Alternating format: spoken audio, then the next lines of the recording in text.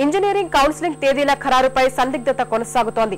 Supreme తీర్పుపై ఆచితూచి స్పందించాలని ప్రభుత్వం యోచించడమే ఇందుకు కారణంగా కనిపిస్తోంది.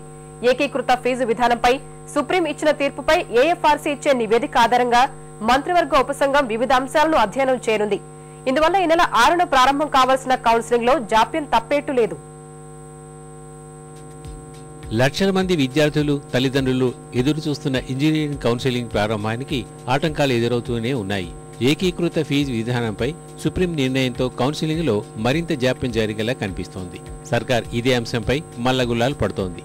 సుప్రీం తీర్పు నేపథ్యంలో ముఖ్యమంత్రి కిరణ్ కుమార్ రెడ్డితో విద్యాశాఖ ఉన్నతాధికారులు, ఆర్థిక మంత్రి ఆనవ రామనారాయణ రెడ్డి గురువారం సమావేశమయ్యారు. వృత్తి విద్యా కళాశాలలో ఏకీకృత ఫీజు విధానం, బోధనా ఫీజుల చెల్లింపు వంటి అంశాల్ని ముఖ్యమంత్రికి ఉన్నతాధికారులు వివరించారు.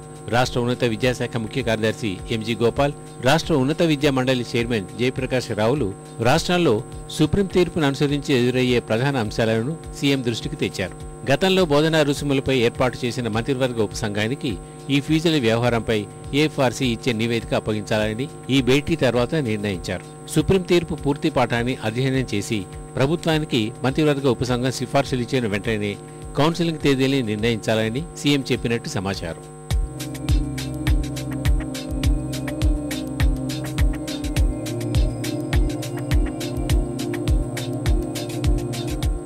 బోధనా ఫీజుల చెల్లింపు విషయంలో ఇప్పటికే బడ్జెట్లో 4,000 కోట్లను కేటాయించామని, ఫీజుల పెంపుదల ఉంటే ఈ భారం ఏ మేరకు ఉంటుంది అనే అంశంపైన మంత్రివర్గ ఉపసంఘం చర్చిస్తుంది.